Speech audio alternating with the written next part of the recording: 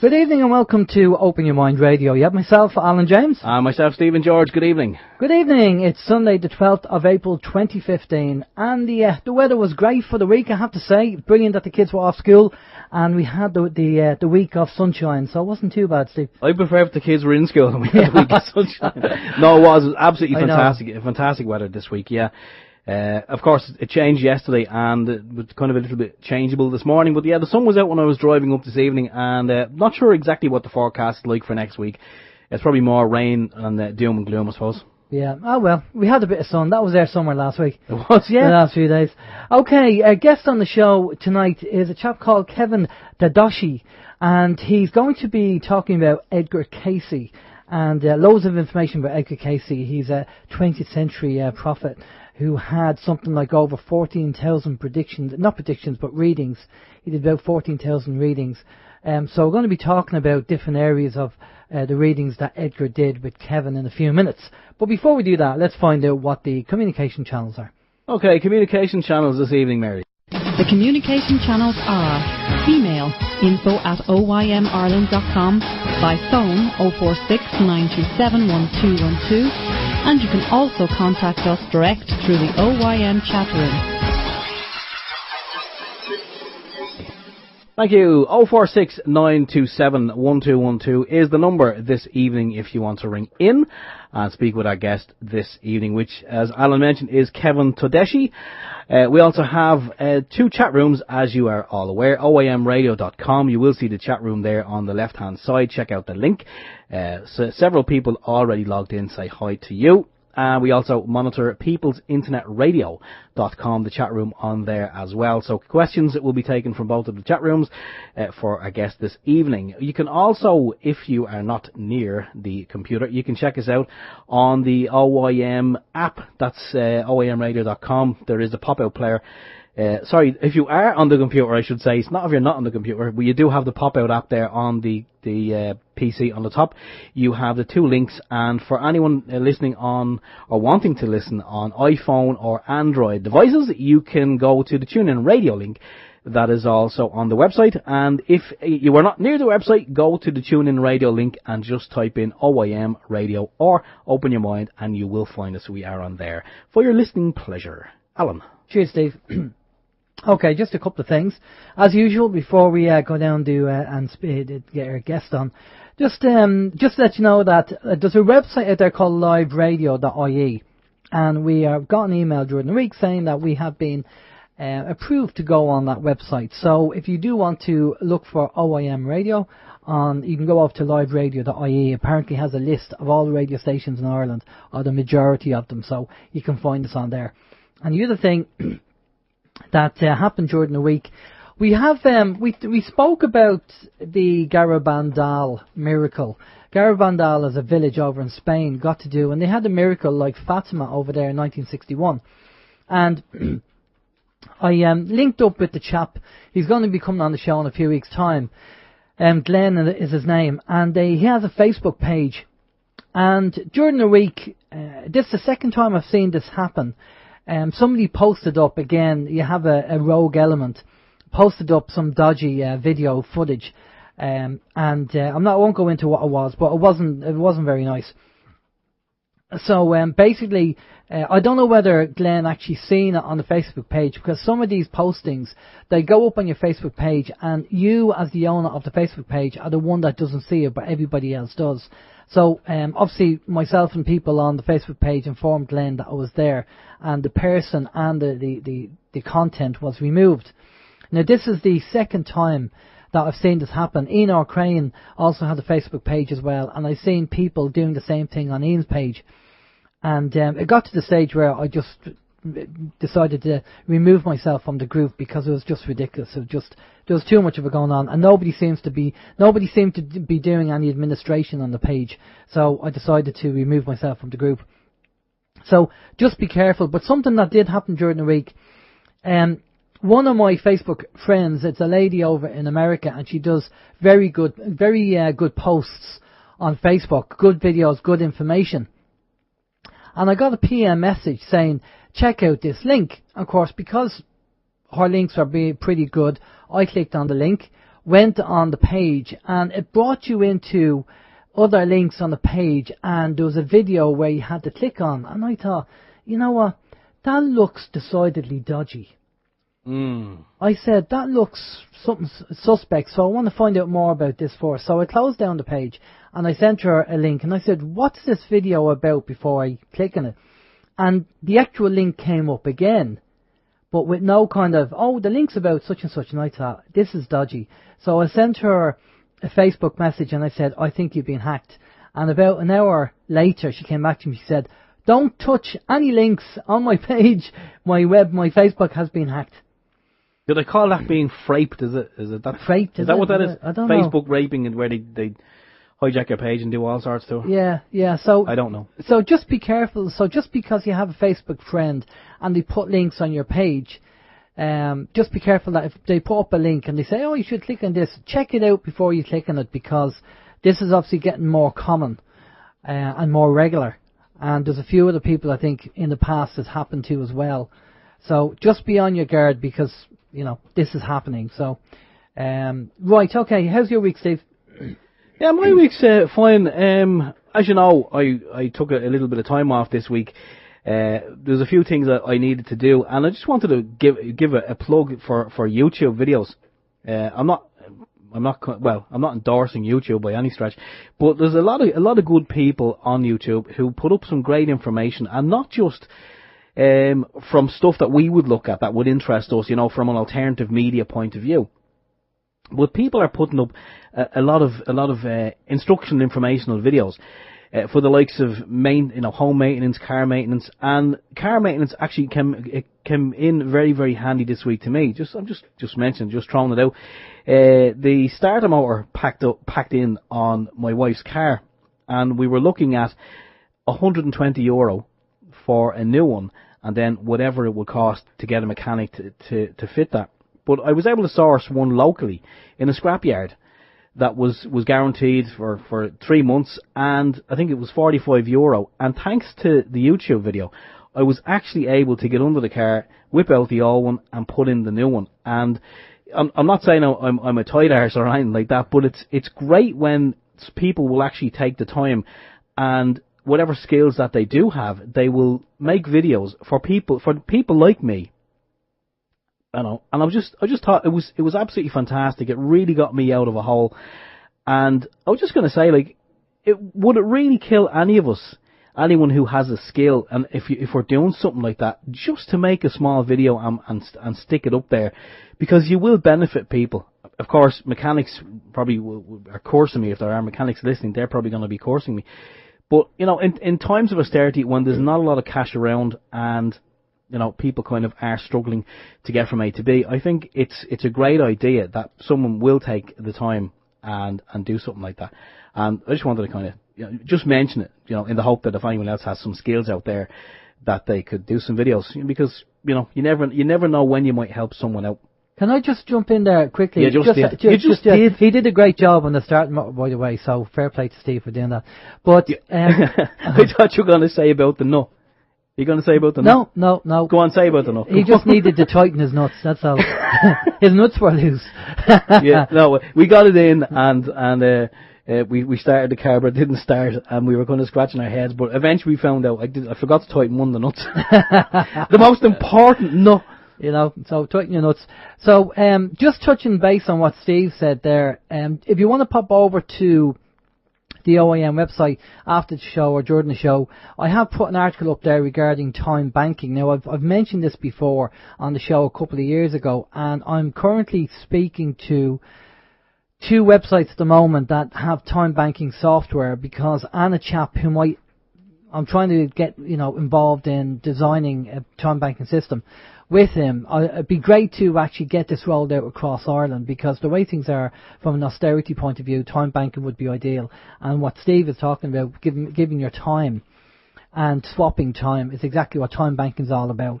So, as I say, I'll keep you posted and let you know what's going on. But if you want to check out, if you don't know what time banking is, pop over to OYMradio.com and have a look at the information and the video that's on there. And it gives you it gives you an incentive.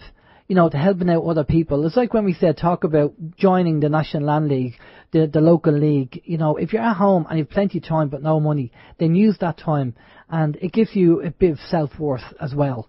So, but check out time banking anyway. Sorry, Steve. No, that's fine. That's what it's all about, Yeah. Kick it about. The only other thing that I want to mention, because my father he's down visiting me at the moment, so he's not one to be idle. So I have to admit that I haven't really been spending too much time near the computer, because there's a lot of stuff that needs to be done. Everyone has a list. I've got a list as long as my arm, and it's only every so often that my father will come down and we get to tackle some of the stuff that's on the list. So I've been doing a lot of gardening this week. So again, I haven't really been spending much time near the PC, but I did log on to Facebook this morning, and even Facebook looked at me and kind of said, "Where the hell have you been?" And I found a link, and I sent the link over to Alan. We were actually just discussing it there when I come up this evening, and it's just interesting. I did post it up. It's on the top of the website on the chat room, and I've also posted it into People's Internet Radio as well, for anyone's what they think about it. It's basically a chap there called Liam, and no, it's not Liam, sorry. Liam commented on this particular posting, but it's basically saying that we have it wrong, and it kind of says that all the people who've done the return to sender with the no contract return to sender stickers, that we were walking into a trap when we done that. Now we've discussed this at length with the likes of Harry from We the People .ie, and this has worked numerous times for Harry. So I thought it was a good idea.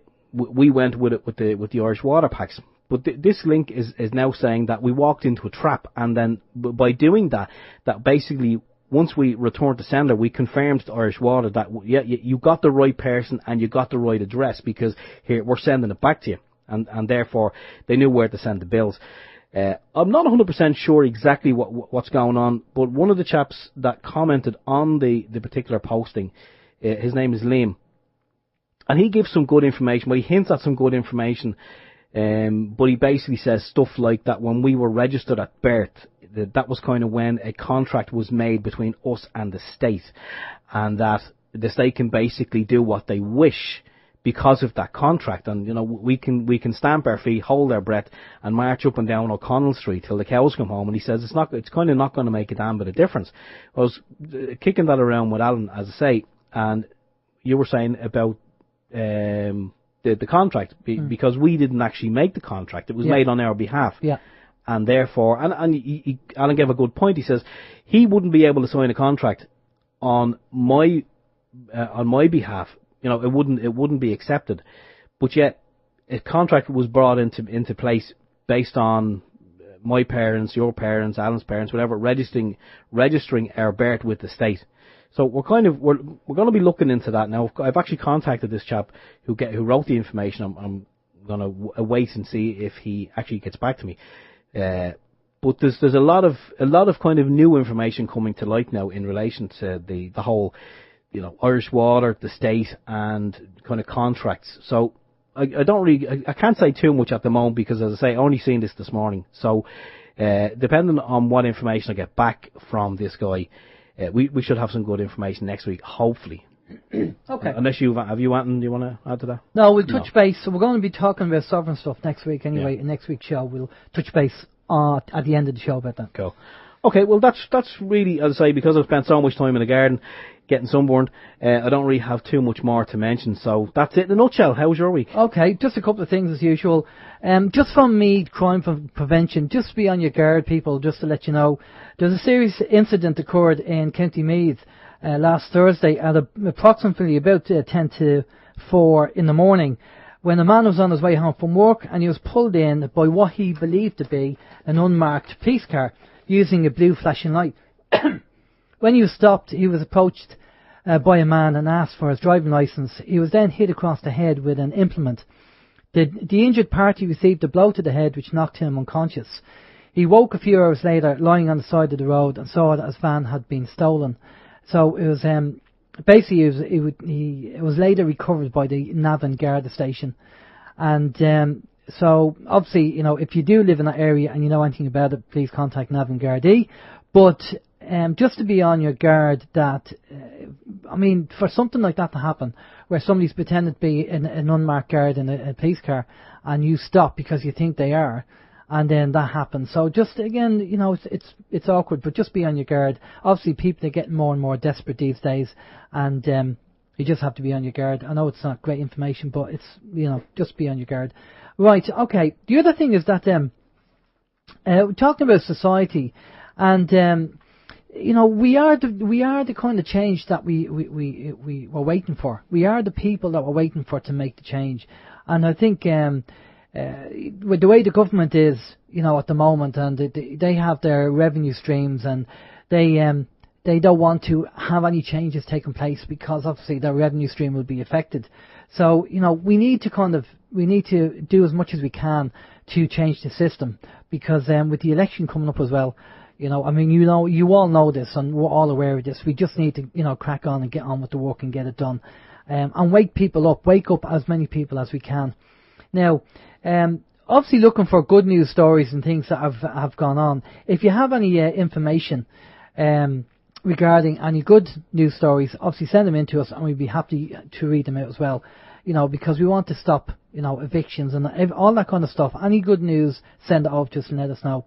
Now, again, as I said about the time banking, I'm just reading about it here, but we talked about it Jordan Steve's episode. So if you want to find out more about it, pop over to the front of the website and go to YouTube, and you'll find it over there. And check it out. It's something that I think it'd be very beneficial for people. We don't have a lot of money, but we do have time. A lot of us do have time, so we need to check into it. Okay, you're going to tell us about Kevin before we bring him in?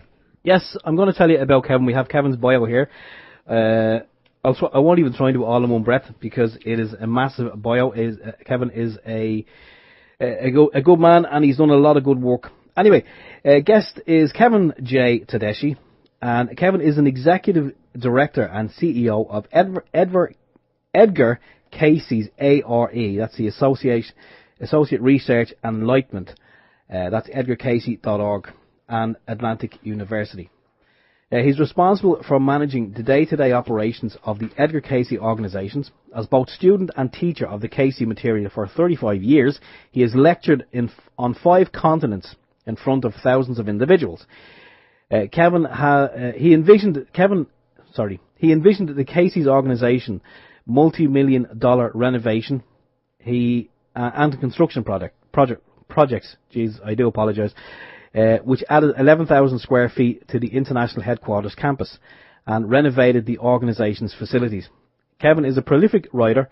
Is the author of more than 25 books, including Edgar Cayce on the Akashic Records, Edgar Cayce on Vibrations, Edgar Cayce on Soulmates, Edgar Cayce on Auras and Colours, he was a co-author, Edgar Cayce on Reincarnation and Family Karma, and his most recent book, in which he's also the co-author, Contemporary Cayce, which is an overview of the Cayce material in easy-to-understand language. A nationally recognised resource on the interpretation of dreams, Kevin has taught thousands of students the art of dream interpretation. The author of the best dream book ever and Dream Images and Symbols, he also authored ARE's Dream Interpretation, the A to Z Dictionary, and the app for both the iPhone and Android. Known for his ability to explain complex subjects in a straightforward and easy-to-understand manner, Kevin is popular for his insight and his sense of humour. One focus of his work has been to assist individuals in seeing how they are very much responsible for creating a better world. Brilliant. And that is Kevin's bio. Maybe Kevin can share some insight into all my fumblings over that little paragraph. Anyway. Will do. Good evening, Kevin. How are you doing? Pretty good, Alan and Steve. Thanks for having me on the program. No problem. Thanks a lot for coming on. It was amazing. I've myself and Steve have heard about Edgar Cayce, obviously, but we didn't actually know you had a centre for Edgar and I knew they had kind of a record of over 14,000 readings that he did. But tell us a bit about yourself, and then tell us about Edgar. Okay. I got involved with the Cayce material when I was 15, so it's been more than 40 years. I read my first book in Colorado. More than 300 books have been written about Edgar Cayce. He's the most documented psychic of all time. And after reading that book, I knew someday I wanted to work at the Casey organization. So I went to finish college, got a liberal arts degree with a major in English. All my work experience was finance, so when I graduated and moved to Virginia Beach, I got a job in ARE's accounting department and have been on staff for 32 years. And over that period, I have worked in and supervised every department we have. And about 9 years ago, when Charles Thomas Casey, who was Edgar Casey's grandson, retired, I became CEO. And most people have no idea how large the organization is. We have Casey organizations in 38 countries. We do activities in 80 countries. We do conferences year-round. We have a massive web presence, more than 3,000 pages on the web. And virtually anything you could do in Virginia Beach, Virginia at our headquarters, except perhaps for a spa treatment, you can do online with us. So I've been involved ever since. It is an incredible organization, and really the motto of the organization is helping people change their lives for the better, physically, mentally, and spiritually. Fantastic. That sounds very interesting. And about Edgar himself, tell us a bit about Edgar for people who don't know who Edgar Casey is. Sure. Edgar Casey lived between 1877 and 1945. For 43 years of his adult life, somehow he could put himself to sleep on a couch, close his eyes, be given the name and address of anyone in the world. He could tune into that person. Early on, all of his readings were related to health. We have copies of approximately 9,000 health readings. But regardless of where he was, he could tune into the person. He could describe what was wrong with them. He could describe how they had gotten sick. He could recommend a regimen of treatment. Sometimes he even recommended doctors for them to see near them that he had no conscious knowledge of. And the information in his psychic material came to be called readings. And during the 43 years he gave readings, he mentioned an astonishing 10,000 different topics. And so Edgar Casey early on had a challenge in that people would get a reading for him, and they may not live anywhere near him, and he would diagnose what was wrong with them and outline a treatment that to some doctors seemed unusual. Casey was talking about the importance of changing diet, changing your attitudes and emotions, getting exercise. He drew from every school of medicine, not just holism, but pharmacopoeia, traditional therapies, surgery. And people would get a reading from Edgar Casey, go to their doctor and say that this man I never met went to sleep on a couch and told me what was wrong with me, and here's what I'm supposed to do. And so doctors were hesitant to carry out some of those treatments. And so Casey's dream was to build a hospital where he would give readings and regular doctors would carry out the treatment. And that's why he moved to Virginia Beach, Virginia in 1926 to build the hospital. The hospital was built, and it actually has been renovated and is now our spa. We were a very popular place for massage and steams and regression therapy and all chiropractic adjustments. But that really is when our headquarters began, when Edgar Casey built the hospital for people to come to get readings. He would give the readings, and then regular doctors would carry out the treatment. And today we have regular therapists that help all kinds of people with a variety of problems. Okay, and you said there's about 12 areas that we're going to be, that we can touch base on. And what were the 12 main areas? There were lots of times, he mentioned 10,000 different topics. So what exactly do they contain? Just in brief, Casey suggests that each of us has the capacity to improve our own health, that there are many things we can do regardless of what's wrong with us to help our health. He suggested also that our individual relationships at home, at work, everywhere are really our ongoing research laboratory and personal soul growth. In other words, we learn most about ourselves from our interactions and relationships with other people. He gave readings on the fact that we all have an innate ability for personal guidance, and that comes up in a variety of ways: dreams, intuition, synchronicities. So lots of the readings are about how each of us can get guidance on everything from creativity to digging for fishing worms to how to get help with a particular relationship, whatever it might be. He suggested that whatever is going on in our life right now is actually an experience for personal consciousness growth, that whatever is happening to an individual right now can be purposeful if we just choose to learn whatever lesson our soul has drawn to us. He suggested through the readings that through attunement, especially meditation and prayer, each and every one of us can come to a personal relationship with God. He suggested that we are not just a blank slate, that we come into life with a lot of history and background from prior lives, that in fact we are essentially an archaeological dig of ancient mysteries. He suggested that each and every one of us is loved by the Creator. He suggested that we're eternal. And so sometimes when people say, well, sum up what all the Edgar Cayce, like an elevator speech, what did Edgar Cayce have to say? Yeah. And I usually suggest three things: that we are spiritual beings having a physical experience, Yeah. that there is one God, and regardless of our religious persuasion or beliefs, we are all God's children, and that life is a purposeful experience. And that those three things really encapsulate all 14,000 readings. Okay, and talking about, let's touch base on the Akashic records, because I know that, as you say, Edgar could actually tune into them. Now, some people believe that the Akashic records are kind of New Age mumbo jumbo. What was Edgar's take on that? Well, he suggested that there was this, for lack of a better word, kind of like an etheric force field that surrounded the Earth, and that everything that transpired in the Earth was kind of written in this force field. The Bible refers to it as the Book of Life, or God's Book of Remembrance. Casey suggested that whenever we do something or even think something, that it is written in this record next to our name. And as unusual as that might sound, I'm sure most of your listeners have heard of the near-death experience, where people pass away, they have a life review, and then they're revived before they make the final crossing, and they have what's known as near-death experience. The life review experience that people have during a near-death experience is actually them tuning into their own Akashic record. So there is a record of the soul's journey, all of our experiences that is stored there. Casey was able to get his information from this record, and actually he suggested that anytime any of us has a psychic experience, even if we don't know it, we're somehow tuning into the Akashic record as well. Right, so what about, I mean, obviously, you know, I know mediums in general are not fortune tellers, because you're probably talking about different timelines. Edgar was known to predict certain things as well for people. Now, if the Akashic records are a history of somebody's life, does that mean that there's also a future of somebody's life that Edgar tuned into? Yes, on occasion.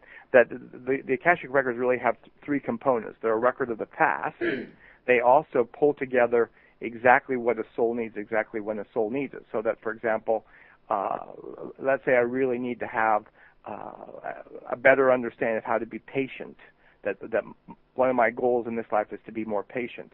Then my soul will draw to myself over and over and over again experiences, maybe people who are really challenging to be around, or that things that really make me stressed, or whatever it might be, that I need to learn how to be more patient. So the Akashic records draw to us exactly what we need, exactly when we need it, and that oftentimes the Akashic records are also calculating probabilities. If Kevin does this, this is the outcome. If Kevin does this, this is the outcome. And so very often we've all had the experience where we go somewhere and all at once we think, wait a minute, I've already been here. Or we're talking to someone and we think, wait a minute, I've already had this conversation. Essentially, most experiences that we refer to as deja vu are actually fragmentary dream recall. We dreamed about something before it happened. If I do this, this is the outcome.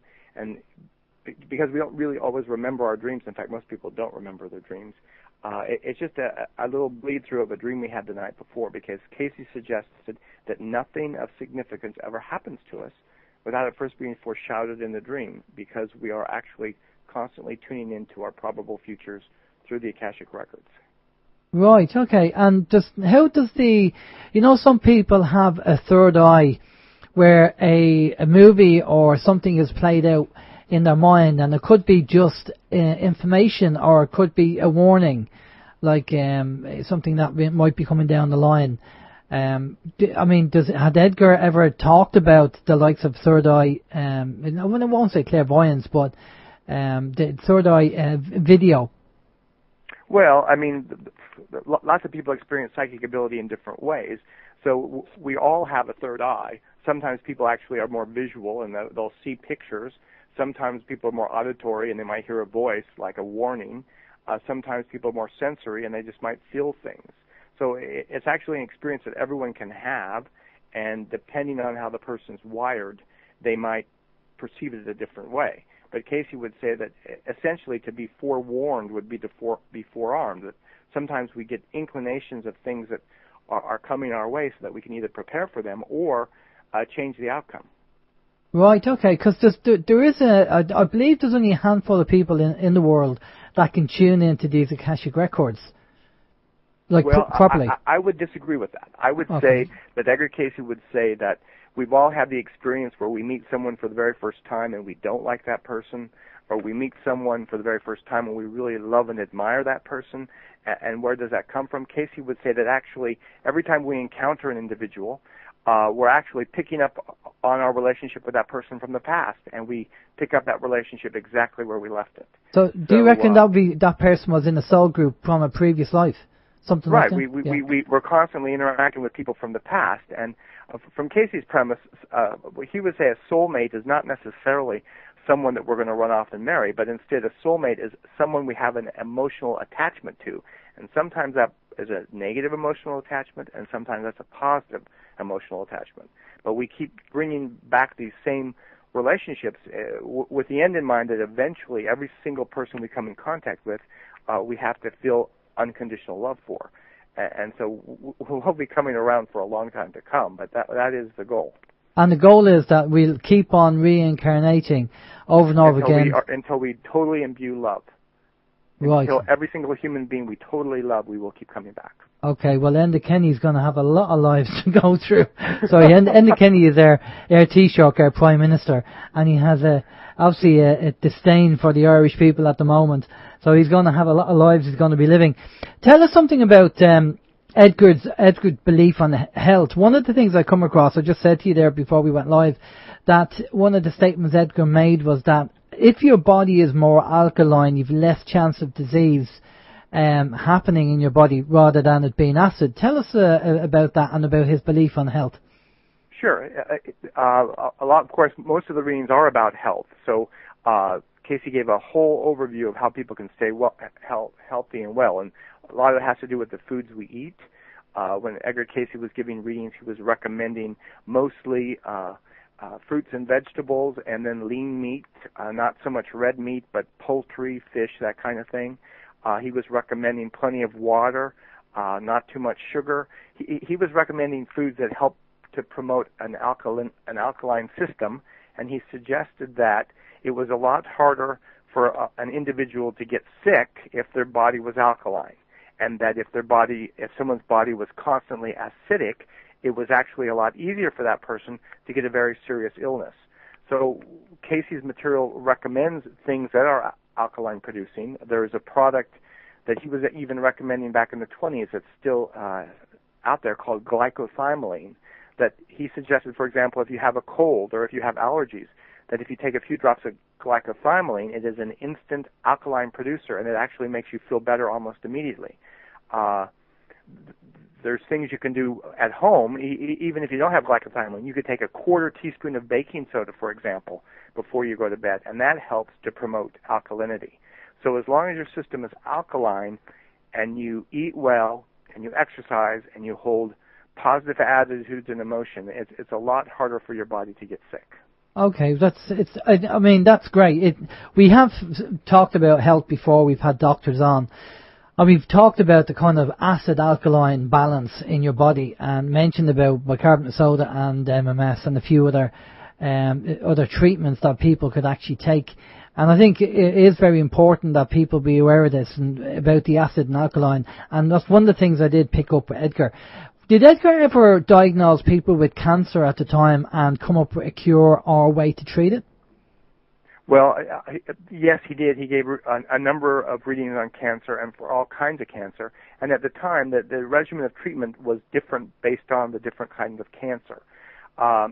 If anyone's interested, we have more than 400 health topics at edgarcasey.org. You can just go to our database, and you can look up anything from acne to varicose veins, I believe, and see what Casey's regimen of treatment was for particular illnesses. Wow, that would be interesting. Steve, you got a couple of questions for Kevin. Yeah, we do have a couple of questions here, Kevin, and one is from Graham. Graham is wondering, have you ever visited the Nadi Shastra in India, where apparently every person's life is documented in the Akashic record on Nadi leaves, And Graham goes on to say he's seen a documentary on Edge Media about Christine Donovan, who went and visited and got her records of her own lives from the leaves. I have heard about the place, and I've actually spoken to an astrologer. We do conferences year-round. An Indian astrologer who has lectured there has lectured at ARE and told me about the place, but I've never been there myself. You'll have to take a little sabbatical and go off there. But following on from that, Chris is wondering if the records are written years ago. That must mean we have no say over our destiny as and are slaves to our pre-written lives. Would you say that was correct or incorrect? I would say that's absolutely incorrect. That the records of the past, yes, are written, but basically the past just. Casey would say that karma is only memory. So that let's imagine that I had a challenging time with an individual last time around, and it's something I need to work on. So this time around, the Akashic records have brought us together, and this person happens to be my boss. So this time around, I'm going to have challenges with that person based on my memory of the past. But whatever I do with the relationship in the present is a matter of free will. That I can go out of my way to do different things. I can try to figure out what my boss and I have in common. I can try to be the best employee I can, that even though I have a past experience with this person that is like memory, and I'm constantly responding to that memory, whatever I do with the relationship in the present is a matter of free will. So the records of the future are not written. They are constantly changeable from Casey's premise. Again, I said if Kevin does this, this is the outcome. If Kevin does that, that's the outcome. The records are also very much concerned with intent. So one of the stories that comes out of the readings that has always been my favorite is there was a woman who came to Edgar Casey for a health reading when she was about 23 years old. And he didn't know it at the time, but she had always had a hard time making friends growing up. During junior high and high school, she had a very poor reputation. All the girls said that, you don't want to be around her because this girl gives you a bad reputation. All the boys joked that, this girl will do anything you want to do on a Friday night. And according to this woman, none of this was true, but all her life she had a really poor reputation. Casey gave her a reading and told her in her most recent past life, in the Old West, she had been a prostitute. And she had used what she had, her body, to get what she wanted. And so her intent had been very selfish. And so if you're like me trying to figure out how the system works, you can see, okay, well, this is an old past life experience this person had, because we all tune into the Akashic records, even though we don't know that's what we're doing, that somehow people are picking up on this past reputation. Well, a few years later, another woman came by, had a reading from Edgar Casey. This woman, her nickname was the Angel. People said that just being in her presence, they could feel the presence of love, just being in her presence. Casey gave her a reading, told her in her most recent past life she had been a prostitute. But she had used the only thing she had to give companionship out of love to lonely men. And so in this life, the second person got credit for love, and the first person got credit for selfishness. So the point here is that whatever we do use our free will for and our intent has a tremendous impact upon who we become as a soul. Yeah, that's kind of... No, sorry, go on. I was going to say, and it's constantly evolving. Can I just say, do we not have a soul contract before we come back down, before we reincarnate? We do. We have a soul contract. Somebody asked Edgar Casey that does the soul fulfill more or less than 50% of its contract, and Casey said in general it's more than 50% because there's generally always progress. But I would say very few people fulfill 100% of the things they come in to do. Right. Okay. So and that carries on through the different lives. And it has to do with our freedom of choice, how well we apply what we know to do. I mean, we all, very often, we know what we should do. We know we should pick up the phone and make amends with our brother or our sister who we're fighting with. We know we should go over to our neighbor and say, I'm sorry about whatever happened, but we just don't do it. And Casey would say that our goal is really to learn how to love unconditionally everyone with whom we come in contact. I'd agree with that statement, but the trouble is that if you did go over to somebody and you said and had a chat with them and they told you to go and stick it where the sun doesn't shine, what are you going to do? You just do the best you can. I mean, I can tell you that, I'm going to give you a personal example. About 10 years ago, my wife and I added an addition to our house, and the builder screwed up. We didn't know it, the builder screwed up. But the roof was leaking inside the walls for a year and a half. We got black mold. Eventually, I had to have the whole first floor of the house gutted. It cost me $150,000. The builder went bankrupt. We went to court. The judge said, he doesn't have any money, but can't do anything. So I went up to the builder and I said, I want to be clear with you that I am not mad at you. I am not angry with you. You didn't do this on purpose. I have no grudge against you. I know you did not do this on your own volition. And if I see you walking on the street, I'm going to say hi to you because I am not mad at you.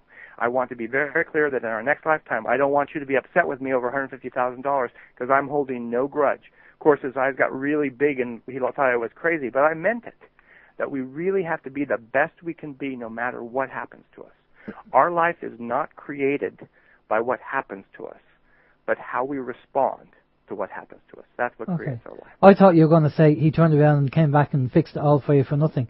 But obviously no. he didn't. Sorry, Steve, back to you.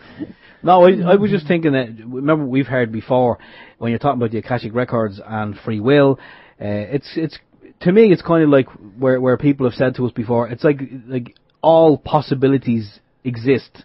And that if you want to call it a timeline, then it's kind of like, depending on the decisions you make, you're going from one timeline to another. And obviously if you stay on one, bad things or good things will happen. And, depending on the decisions that you make and the choices, you'll switch back and forward to different timelines. And every choice and every decision we make leads to another set of possibilities and probabilities. Yeah. See, if two people can have the very same experience, like, let's say two people are both fired from their company they've been with for a long time. If one person becomes upset and angry and decides, they're going to go on the doles because they've worked enough and they're just bitter and angry, that creates one kind of future. Whereas a second person, maybe they decide, I really didn't like that job anyway. I've been always wanting to do something different. This gives me a new chance to try something I've always wanted to try, and they get excited and start doing something different. The same thing happened to both people, but the choices and the decisions they make in the present creates the future that they're going to live. What if the decision is taken out of your hands, i.e. that, you're getting, we have a major austerity now over in Ireland, and there's over 100,000 people, over 100,000 people this year alone going to be evicted. And, a lot of it is not their choice. They are trying to do what they can, rather than kind of hide under the bedroom, the quilt on the bed and hide from the world. They have tried to use their free will to contact the bank, to negotiate with the bank, but the bank doesn't want to know about it. And yet they're going to be evicted, although they're trying, their intent is to try and solve the problem. How does that work? Well, obviously, that is a major issue and a major problem, especially for all those people having to have that horrible experience. I would say that individually, all by themselves, it is a much harder, almost sometimes even hopeless experience. But if people collectively band together in a positive way, not for rioting in the streets or anything, but collectively band together and say we're going to solve this together, the outcome could be much more positive. I agree, and that's in the case over here.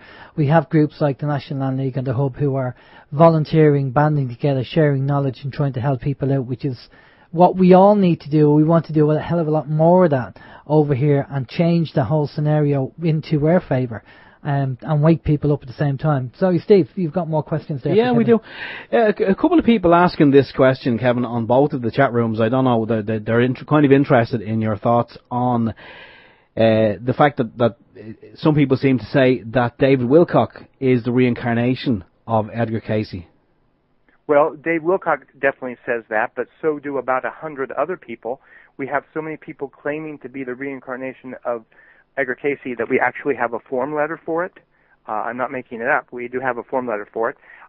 Myself and half a dozen people associated with the Cayce organization, including Edgar Cayce's son, who's now deceased, and grandson, have met Dave Wilcock, and all of us are convinced that Mr. Wilcock is not the reincarnation of Edgar Cayce, but he definitely has a very exciting and positive work. Okay. Yeah, we actually had David on our show, must be about 2 years ago now, was it? Yeah. He might be coming back on. Well, we're trying. Yeah, and we had him on. He seemed very genuine. He gave us some good information.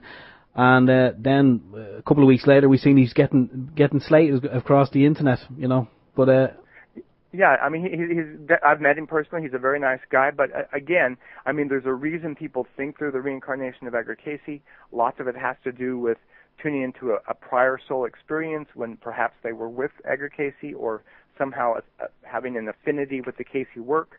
There was one person, just as an example, there was one person who had a reading from Edgar Casey. All his life he had glimpses of memory of being President James A. Garfield, who was an early president of the United States. A psychic had told him he was the reincarnation of President James A. Garfield. Edgar Casey gave him a reading and told him that he had been one of Garfield's good friends. That experience, he had so looked up to Garfield that part of him really wanted to connect with this individual even more, but he was not Garfield. And so there are people who have an affinity to an individual. Lots of people say they're the reincarnation of one of the apostles, or even the reincarnation of Jesus. It's not a valid, true reincarnation. It's just somehow a soul affinity with that person, that work. yeah, we've actually heard that from at least two people that they reckon that they were the second coming of Christ. But again, like you're saying, that can be explained through, basically what you've just said, that because they had an affinity with this person, that they may believe, but it may not be so, that he may not be the second coming. Right. It's not necessarily literally true, Yeah. even though metaphorically it might have some significance, that somehow there's a real affinity or a real connection to this work. Yeah. Kevin Graham was wondering, have you heard of, or are you familiar with our daemon? He said it's a being that lives our lives just in front of our perception and interacts with all possibilities. I've never heard of it. Have you heard of that? No, I've never heard of that. No. No, I've never heard of And it. No. Casey would say that each and every one of us is basically making our own choices and decisions. Our goal is to evolve as a soul to eventually become a Christ. That's the goal for each and every person, to eventually become a Christ. That we have guides and angelic helpers that help us along the way. Sometimes even deceased relatives who are concerned for us and help us along the way. But basically, it's a free will journey. Well, I think my guide's on holiday, permanent holiday, because I won't go into it, but Steve knows what I'm talking about. But yeah, I think they're on a permanent holiday. Yeah, Steve. You know, one of the things Casey recommended that I actually have done hundreds of times is whenever we're having a challenge, or whenever we don't really know what we're supposed to be doing, or we're facing a decision, Casey recommended actually writing out a question. What should I do about this choice? Or what would the universe have me do about this decision? Or what can you tell me about whatever?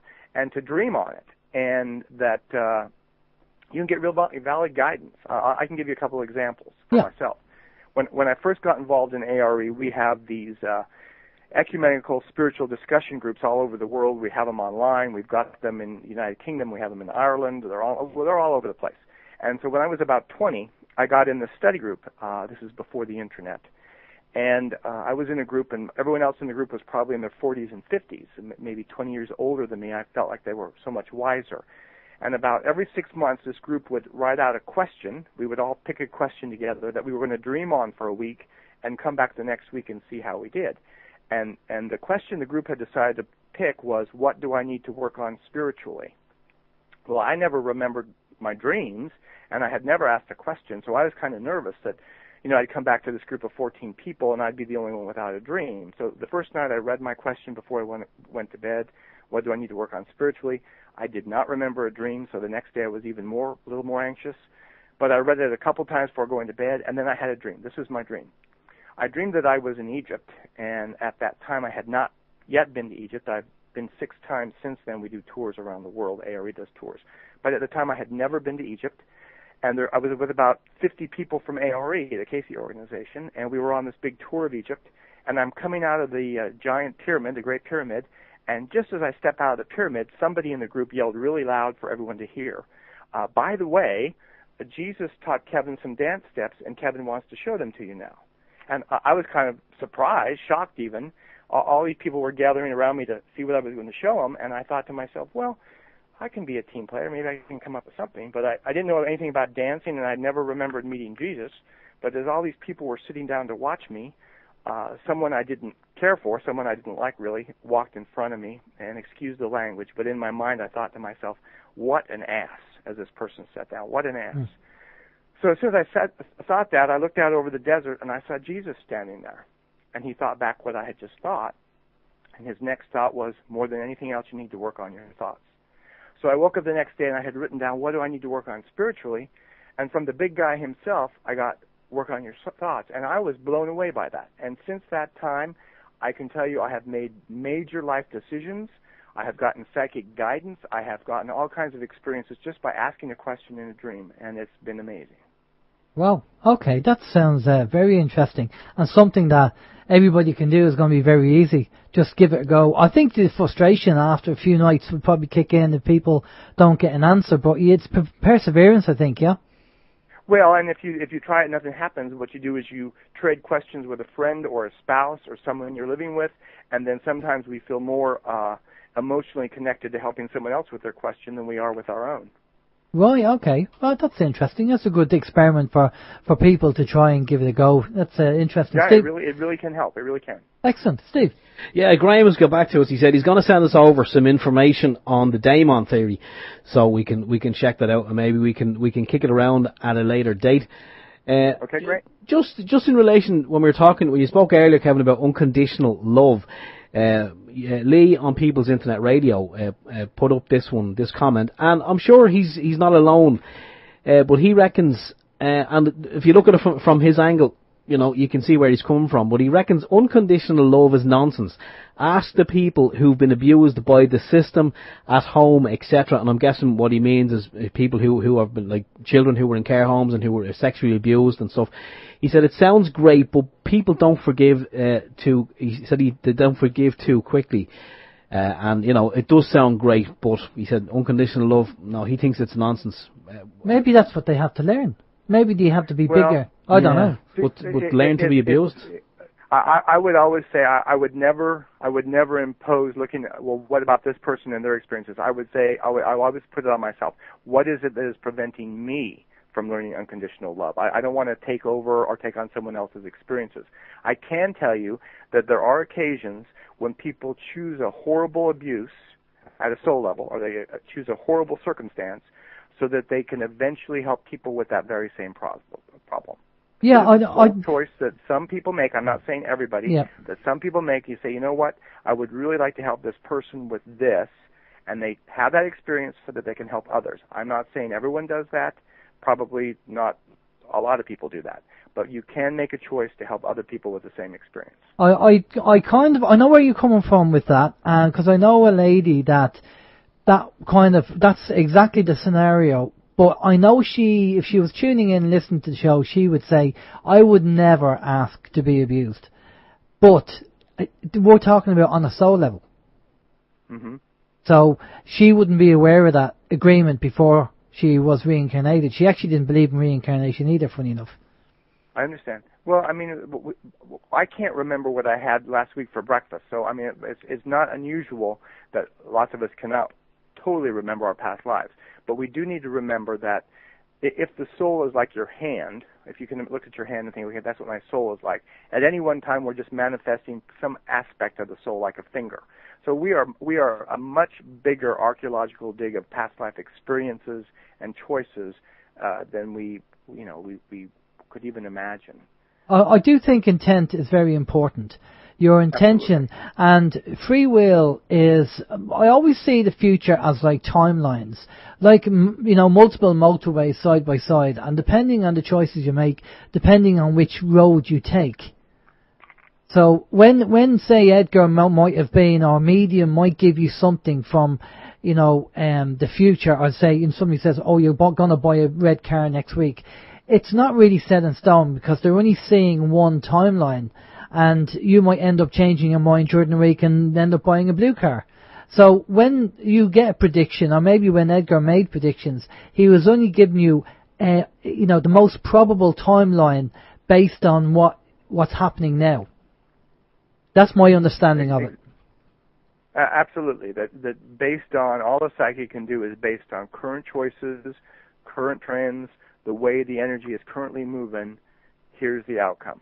Yeah. But anywhere along the line, someone can make changes or have different choices, and that skews the outcome just a little bit. Exactly, yeah, totally. Now, regarding future predictions and things going on, obviously we've had a few people on the show talking about pole shift and certain earth changes, and I know Edgar mentioned something about earth changes and pole shift. Can you tell us a bit about that?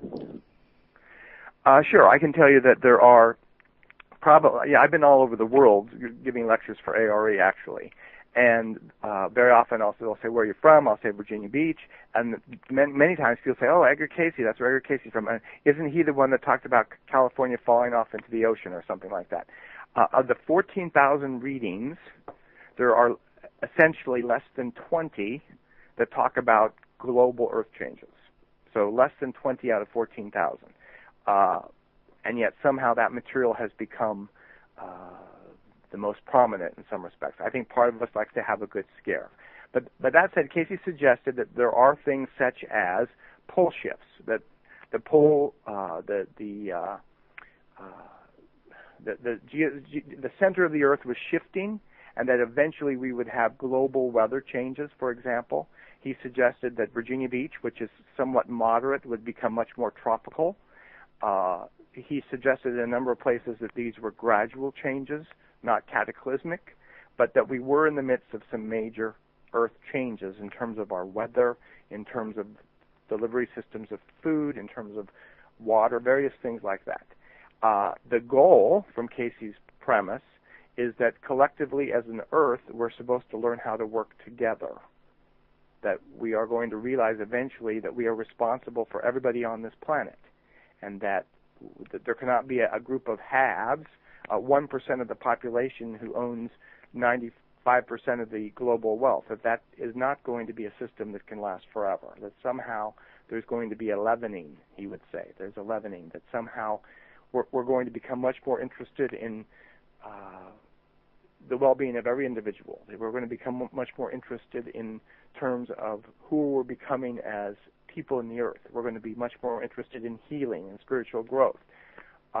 There's a book actually called, I went up to the Amazon.com UK site, and there's a book called Earth Changes by Edgar Casey that has all the Edgar Casey readings on it having to do with future prophecy, readings about World War II. I mean, lots of the prophetic readings were given during World War II, before the United States had even entered the war, before England had even entered the war. Casey suggested that war was inevitable unless people all over the world began to pray, and that he even named the parties. He suggested that it would be the Germans, the Japanese, and the Austrians, and that the whole world would be set on fire by war unless people began to change. And of course that didn't happen.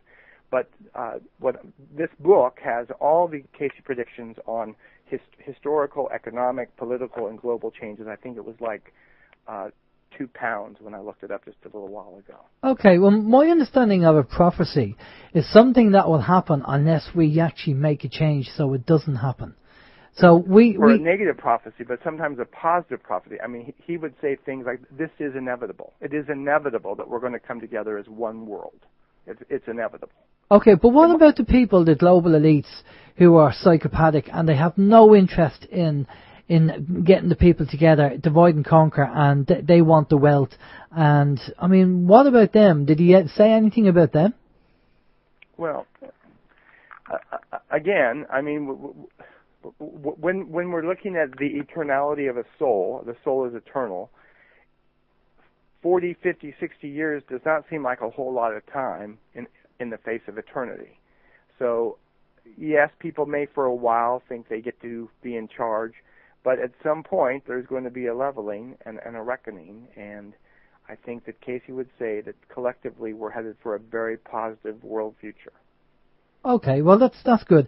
Did Edgar talk about timelines at all in any way? Did he kind of say, yeah? Go ahead. He basically talked about the fact that our perception of time, where there's a past, a present, and a future, and it's kind of like a stream, and that we're standing at one place in the stream, and if we look back downstream, we can see the past. If we look forward upstream, we can see the future. He would say that is an illusion, that there is no such thing as past, present, and future, that ultimately the only time is now, and that essentially, this is a real mind whammy, that essentially everything we perceive as the past and everything collectively possible as the future is occurring right now, and that the only thing that is changing is where our consciousness is. Wow, that is kind of So all of our past lives and all of our future lives and all of our present choices are all happening at the same moment in time. right. So I suppose man defines time as linear because that's the way we perceive it. Right, and he suggested the reason for time was created for the earth, essentially, for us to see, time is the way we can see our own growth in consciousness. You know, we have a saying, at least in the United States, is that the older you become, the wiser, hopefully, you become. If everything happened at the same moment in time, we wouldn't necessarily see the progression that has occurred with choices and decisions. So remember, the purpose of life in the earth is not to amass a fortune or to have a great bank account, but instead to grow as a soul. It's basically a little experience we're having in soul growth. And so time is our perception of our own growth and awareness. Okay. Steve, have you more questions there? Yeah, we do have some more, a lot more questions. Some are kind of lost on me, Kevin. I'm guessing they'll probably mean more to you than they will to me. Helen is wondering, what do you think of the law of one information? The law of one? Yes. Okay, well, Casey suggested that he called it was a law of one, that basically that every spiritual journey should begin with an understanding of the oneness of God, the oneness of humankind, the oneness of our connection to one another, that if we all studied oneness for 6 months, one earth, one human family, one God, one planet, that we could basically put an end to war, that somehow we are connected in ways that we have yet to want to fathom, and that with God as our creator, we're essentially all children of the same force. And so the oneness of God, the oneness of humankind, the oneness of the planet, and then the next leap is that there is only God, that ultimately the only force that exists in the universe is God, and we are all a part of that force. Kevin, when you say God, do you mean as God as it is portrayed in the Bible, or would it be kind of God as a being that we don't know who created everything that is? Well, I would say that the Bible is humankind's understanding at the time of their attempts to understand God. I would not say that the Bible is a be-all and end-all. I would say that all holy books have some aspects of God. Casey would say that God is a force that imbues everything, and God is a very personal entity, very much aware of each and every one of us. So that we are all a part of God as the force, but then there is a God, a very personal God that is very much aware of each and every one of us. I do not think any holy book encapsulates all that there is of God, though, no. Yeah. So all those books are essentially humankind's limited attempt to understand the God that's part of us all. So it's just an interpretation of the same way you could say something here, and Alan and I could both interpret it differently. So obviously the holy books are just different interpretations of the one thing. Well, I don't want to say that in a way that makes them seem diminished. I think that in some ways, oftentimes the holy books are inspired traditions of a very good attempt to understand the divine. But what we fail to understand as a human family, that, for example, let's say someone goes to a church or a synagogue, and they have a very moving spiritual experience. Maybe they even have a rush of kundalini, where they have the energy rise up their spine, and they just feel the presence of God. What happens, unfortunately, is individuals assume that just because they had that experience in that particular church or synagogue, everything else associated with that church or synagogue is true. That is not the case. Instead, it's about the nature of the soul, that the soul can be inspired in nature, in a synagogue, in a temple, in a church, and that it's more about the nature of God than it is about the nature of religion when they have those kinds of experiences. Okay, that's a fair point. What about reincarnation? Chris is wondering, did Edgar ever speak about being reincarnated either off this planet or in a previous life on a different world? No, he did talk about his own previous lives on this world, some of the past lives that had led up to him being Edgar Casey, and he also suggested that once you entered into a system like the Galaxy Way system, that you basically had to learn the lesson of the system before you could get out. So from Casey's premise, either you have to reach perfection in the earth, or you have to learn unconditional love before you can go on to other systems. Okay. So he did believe in other systems. He did believe in other systems, all moving towards the end result of reconnecting with our awareness of our oneness with God. Okay, and did he have was there any of the readings that he did, or anything in relation to souls from outside of the planet, from different planets?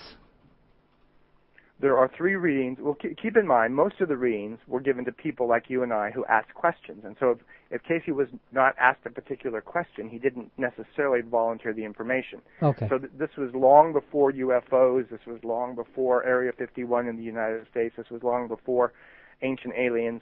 But there are 3 readings that seem to suggest that there were aircraft, ships, that came from other planets and visited the Earth. Right, okay. And did he understand what they meant with that reading? I don't think anybody who got the information understood it at the time. There was no follow-up questions. Well, okay, that would have been interesting to follow that up at that time, because Yeah. we had no Roswell and we had nothing like that. So it would have been kind of the want of another word, virgin territory, to actually talk to Edgar about that.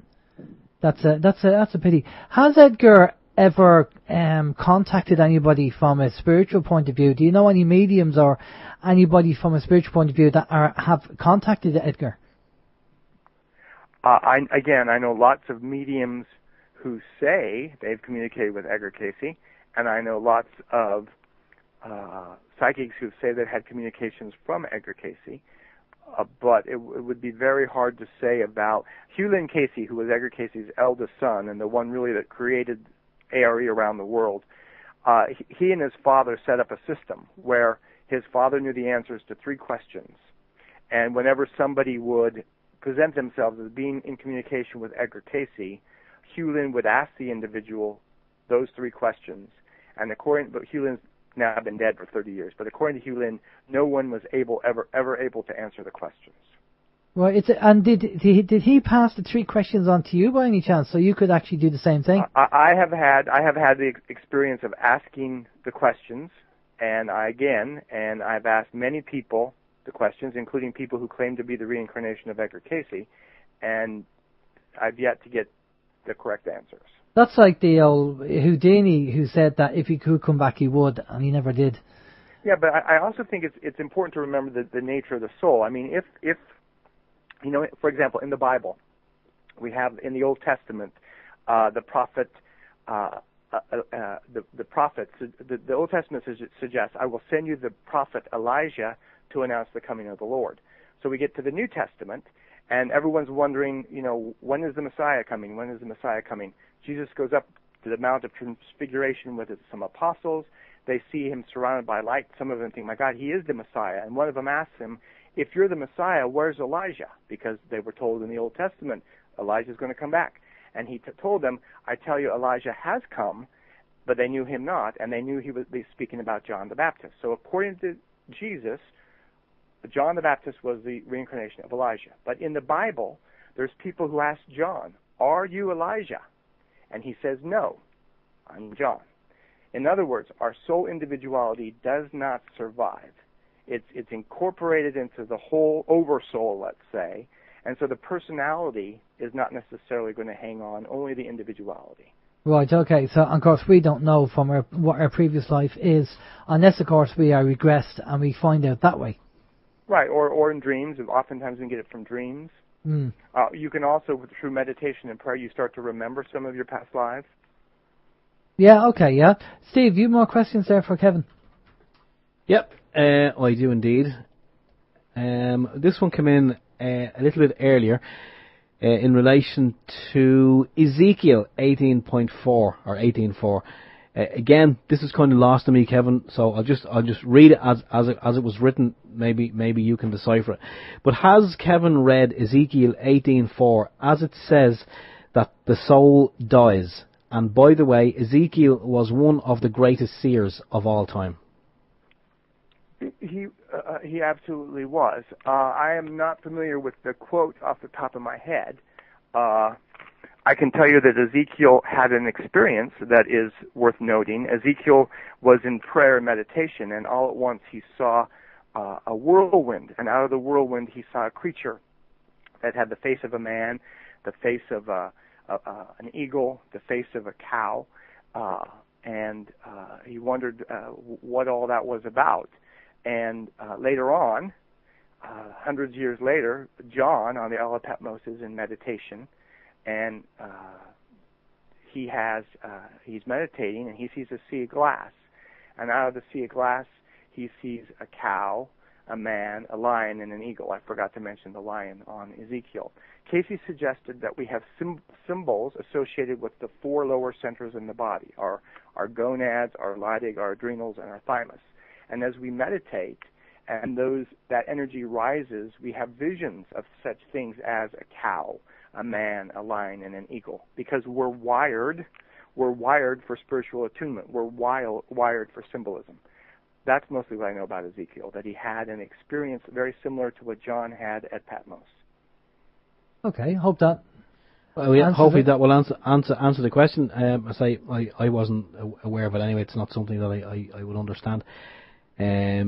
What's the next question? The next question is, what does your guest think of the Urantia book? Urantia. I don't know if I'm pronouncing it correctly. Urantia. Right. It's reportedly from an alien civilization. I have read much of it, and I can tell you that I am mostly inspired by books that seem to be helpful, hopeful, and positive, and inspire me to a higher way of thinking. That was not my experience with the Urantia book. So I know some people like it. It did not appeal to me. Yeah, I haven't heard it myself. I do think that we have to be aware, even from Edgar's point of view, that we have to be aware ourselves that life is all about, learning. Our soul has to grow. We've to learn about life. The intention and our free will has a big factor in how we think as well. And we are only humans, and we all kind of get upset and angry and stressed out, and that's just life. We have to learn to manage it and cope with it and deal with it. But I do believe that the coming together of mankind and humanity has to happen, and there's a massive awakening going on now globally, not just in Ireland but globally, of a lot of people beginning to realise what is going on. And so I think, as you say with Edgar, saying that this is the direction we're going to go, and the way mankind has to go, I think that's going to happen. But again, we go back to timelines. I mean, and not so much timelines, but dates. And I hate to be stuck on dates, but being that he was around in the 1920s, did he say, by the year, after the year 2000 or in around that, things would happen? I mean, was there any dates given of anything? There's only a dream that he had about being born in the year 2108, which was basically a dream to encourage him to keep working because he was having some challenges. He was arrested for practicing medicine without a license. He got depressed to the depths of his soul, and basically the dream was encouraging that his work would still be alive a couple hundred years in the future. That's the latest time. The only other time date is Casey suggested that at some point, when there had been enough collective humanity come together to really, with the goal of really spiritual transformation, we got to, I guess you might say, some kind of a leavening or some kind of a critical mass number, that when we got to a certain number of people really interested in the global spiritualization of the planet, that the divine would intervene and would put a ban for 1,000 years on anyone incarnating into the earth that did not have the same ideal. That if someone was only interested in making money or taking advantage of someone or abuse of power, that they would be forbidden to come into the earth for 1,000 years, to give those people that were here the chance to make mammoth leap forward in terms of the spiritualization of this planet. Well, That's the only thing he talked about. Well, it's funny that you mentioned 1,000 years, because we had Stan Deyo on last week, and we were talking about certain predictions with Nostradamus and stuff like that. And Nostradamus predicted that the war would last 7 years, 7.5 years, and then after that we would have peace for 1,000 years. And it's just funny that Edgar Casey had mentioned 1,000 years again. That seems to be a constant number that keeps coming up all the time. Well, there is this idea in the Book of Revelations of 1,000 years where Satan is bound, which I think is the same idea, that somehow the spirit of rebellion will be bound for 1,000 years. I think that's where it comes from. Edgar work on did powerful people go to Edgar and get readings off him and to find out what their life, their soul life, what they were, what they needed to do in this life? Well, yes, I mean, most of the people who came to Edgar Casey were just regular people like you and I who wanted help with their relationships, they wanted help with their career, they wanted help with their health. But there were a number of powerful people who came to Edgar Casey. I mean, supposedly one of the people who had readings from Edgar Casey was President Woodrow Wilson when he was considering creating a treaty for the end of World War I that included his idea for a League of Nations, and apparently, supposedly, we have no proof of it because Casey was sworn to secrecy, but supposedly Casey gave readings on the idea, and that it actually was a precursor to the United Nations. Now, unfortunately for Wilson, the United States Senate turned down the idea and eventually caused him to have a stroke because he got so caught up in trying to get it passed. But I would say that was probably the most powerful figure that had a reading from Mr. Casey while he was alive. Well, mind you, Wilson kind of, set up the people from the 1913 Christmas Eve, the passing of the Federal Reserve Act. He was kind of conned, and I think he was aware of it after that as well, so I think it's probably in around the same time. Now, you said he did 14,000 readings. Now, when he was giving somebody a reading, did he write it down or did they write it down? How did you, because there's a lot of mediums out there that give readings to people, but it's not recorded and it's not documented. So how did they do that? And did he have to ask the permission of the person who was getting the reading, can I use your reading, and put it on record? No, well, remember, early on, many of the readings were done at a distance, so he needed a stenographer to keep a track of it to send the person a copy. He had a variety of stenographers over the years. Then in 1923, he hired a woman named Gladys Davis, who was 19, and she was a very talented stenographer. She actually wrote down 95% of the readings we have copies of. She did them all in shorthand, then she typed them up with a carbon. She kept the carbon in our vault and sent off the original. And so after Gladys was hired, we have copies of every single reading given after then. And all those readings we definitely have copies of. Those are the 14,306 we have. We have probably, I would say, 1,000 or a couple thousand prior to 1923. But not every reading. And then this is in many of Casey's biographies. Casey's father, the squire, would often get a reading. He'd tell his father he was getting a reading on something, and he'd actually be getting readings on the horse race, who's going to win the horse race. And he was gambling on the side and actually making quite a bit of money at the horse track, which gave Casey horrible headaches and made him sick, and he didn't know why, because his father was basically misusing his gift. And eventually then, Edgar Casey made it a requirement that his wife had to be in the room. Edgar Casey database, which is now on computer and people can access it from anywhere in the world if they're members of ARE, contains 24 million words. Wow, that's incredible. That is something else. Now, Edgar was doing, as I said earlier, 8 readings a day. And for anybody who knows about mediums, and we've had a couple of mediums on our show, Mark Impey being one of them, and he would only do about 2 or 3 readings maximum a day because the amount of energy it takes. Now, Edgar was doing up to 8 a day before, and he was booked 2 years in advance.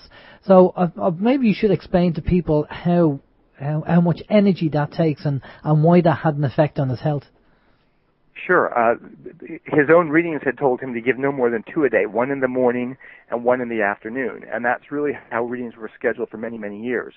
And then in 1942, his biography came out, the first biography called There Is a River, that was very popular and got him a lot of people writing him. And then in 1943, the United States had a magazine at the time called Coronet Magazine, which was kind of like the Newsweek of its day, or the Life magazine of its day. And it was called an article called Miracle Man of Virginia Beach. And because of those two publications, the postmen would deliver bags, literally bags of mail to the Casey home and drop them off. And lots of these people were desperate. They were looking for help. Casey was their last resort. They didn't know where else to turn. And so he told his secretary that he felt like he really needed to help as many people as he could. And so he had her book 8 readings a day in order to try to get caught up. And of course, every time he gave a reading, you know, it's an energy drain. It's a drain on your body, your physical systems, because you're trying to tune into energy at a higher level, tune into the Akashic records. And all that has to gone through your physical system. It's almost like sticking your finger into a light socket. It's higher energy going through the physical body. And it just wore him down. And eventually, after a couple of years, he had a stroke. And finally, he gave a reading for himself, and because he was so sick. So his last reading was for himself, and he asked what he was supposed to do, and the reading told him he was supposed to rest. And when his wife said, "For how long?" and the answer was, "Until he is well or dead," and he died a few months later. So and when he died, they were booked 2 years in advance, 8 readings a day. That's incredible. Now, you said there that obviously he's tuning into the Akashic Records, which we talked about earlier, but did he not also connect to any spirits, any relatives that have passed over for people? He didn't do mediumship in terms of letting someone else speak through him. Generally, what he would do was he could communicate with someone who was dead, for example, and then he could relay messages for that person. Right. Okay. Well, that's fine. Just connecting to and the spirit. He also consciously he could see dead people. I mean, very often he would say that when he was giving a lecture, he used to give a lecture every Sunday up at the Edgar Casey Hospital.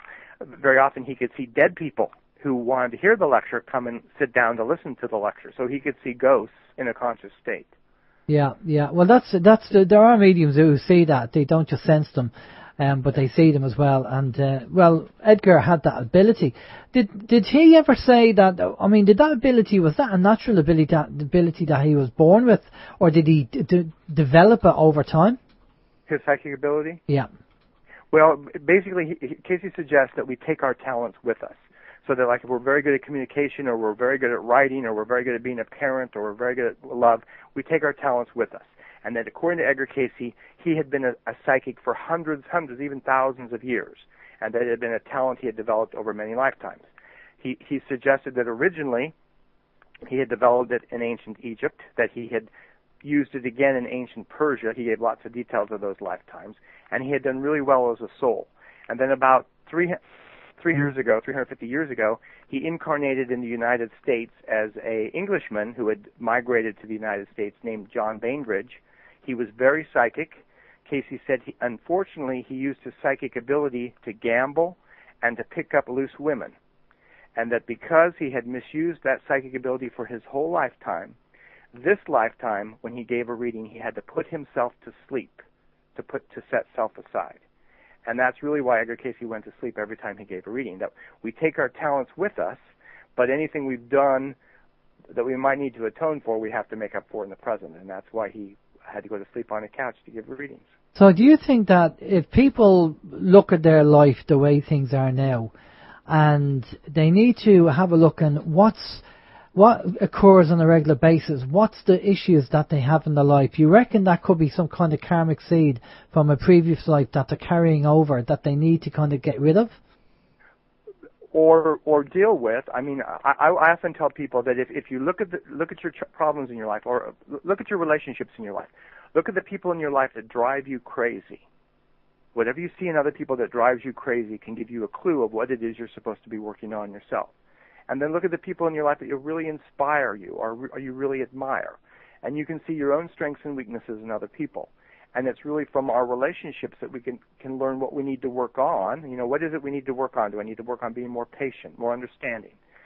Karma does not mean that the universe is out to get us and that we have to keep doing the same thing over and over and over again until it wears us out. Instead, karma suggests we need a change in awareness. So that, for example, if someone's in an abusive relationship and over again, let's say they're criticized or they're talked down to or they're told, you're dirt, you're worth nothing, that person's karma is not to take that abuse over and over again. Instead, the karma seems to be that this person has a very low opinion of themselves. They think they're dirt. And so they keep attracting to themselves other people who have the very same opinion. What they need to learn is, wait a minute, I am a good person. I don't have to take this. I need to change my own awareness. And as we change our own awareness and grow and change, people around us will change.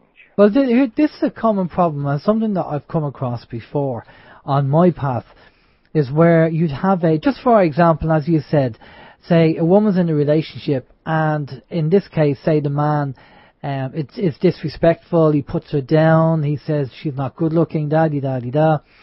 And what happens is the cycle carries on, that she might get out of that relationship, and then the next person she goes out, she seems to be attracted to these guys who do the same thing again, and this pattern keeps on repeating and repeating. And it's only until she realizes that this is a pattern, even though she's attracted to this kind of personality, she has to realize that this personality is not good for herself and her soul, and she needs to get away from it.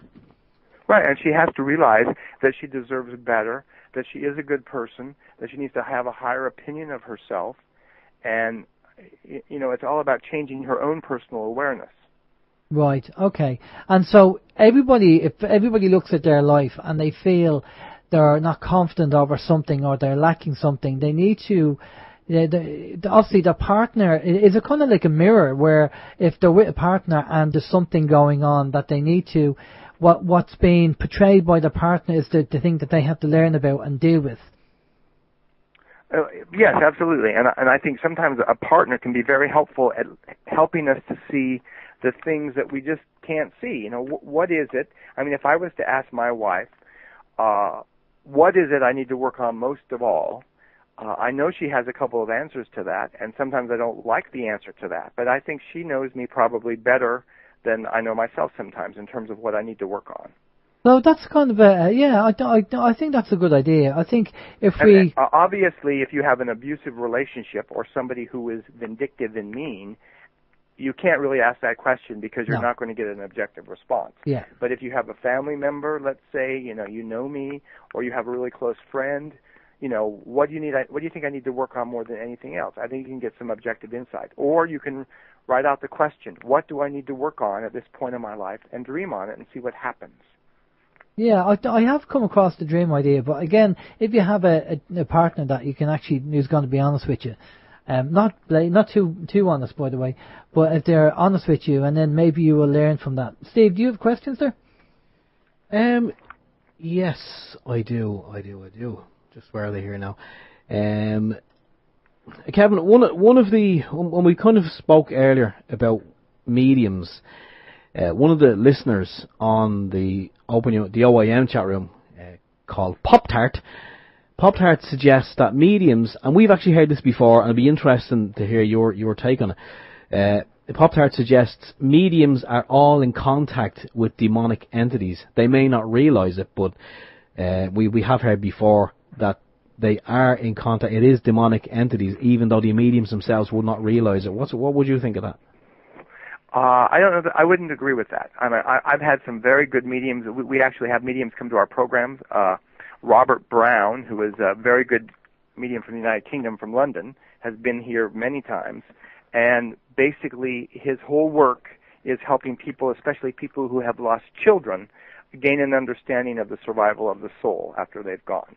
I think that if the person would instead say that if you are a medium, because you are open to other sorts of energy, it is possible for you to have a communication with an entity who is not positive or helpful or is somehow not from the light side. But if you're grounded, spiritual, you surround yourself with light and prayer before you begin, I don't necessarily think that that is something someone needs to worry about. But I would not agree with the fact that mediums are open to demonic presence. What I would instead say is that whenever you're doing anything in altered states of consciousness, you need to be very careful, because it is possible to open up to things about which you know absolutely nothing.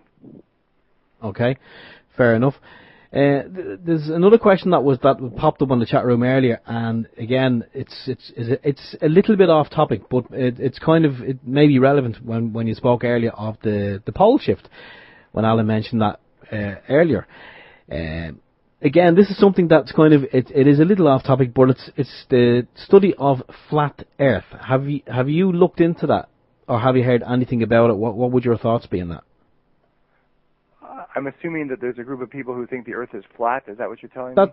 That is correct, yeah. And based on information that we've seen, again, like information has come our way. Of course, it could be all one side. I don't know, but there's a kind of school of thought out there that suggests that from experiments that have been done, and even the old books, of Bibles and stuff that the likes of the church would have had, say, 500 years ago, it was suggested that it was flat, and that when they suddenly suggested that it was round, that they didn't actually have any technology at that point in time to actually measure it. I'm just wondering, is something that has ever come up on your radar?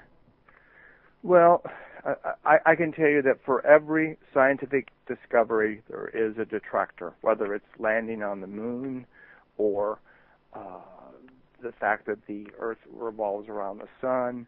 I would say that there is scientific evidence and verifiable evidence that the Earth is not flat, that when it was believed that the Earth was flat, it was the same time when we believed that the sun rotated around the Earth, and that it was because of the movement of the planets and the stars that people like Galileo were able to deduce that, in fact, this was not the case. It is possible to speak with authority about a subject that someone knows absolutely nothing. Okay. That's a good way of putting it, I suppose, yeah. Yeah, no, it's just something that's recently come up on my radar personally, and I have looked into some of the information, and I have to admit that, a lot of the time we sit on the fence here at OYM. We don't kind of believe stuff. We have what's known as a fluid belief system, whereby based on new information, what we believe today could change, and we could believe something else tomorrow. I think all you have to do is ask anybody who's been out in space, is the Earth round or flat, and you'd have yeah, all the satellites that are surrounding the orbit of the Earth, making technologically innovations, even this phone call possible, are not based on a flat Earth scenario. But then again, is that an assumption, or is that something that you've researched? Is the flat Earth something I've researched? Yeah. No, I'm just saying, like, you give your, we always talk about our fluid belief system, and I'm just saying, is that your opinion that you just gave about the satellites? Is that your opinion, or is that something that you've researched to say that we don't have a flat Earth because you've researched it, and the satellites are there in and the planet is round?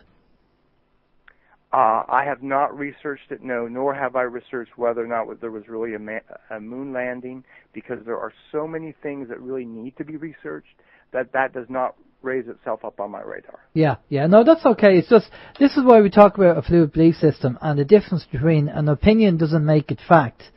Where if you have to look at the evidence, and where a fluid belief system, it's basically a case of what we know today might change tomorrow. But I mean, just saying that, if you look at it's like global warming.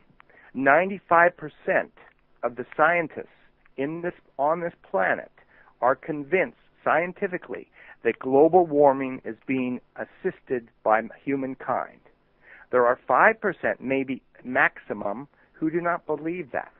And so that 5% does not necessarily mean that somehow they have information. In the United States, there are people who believe the Earth is no more than 6,000 years old, because that's what the Bible says.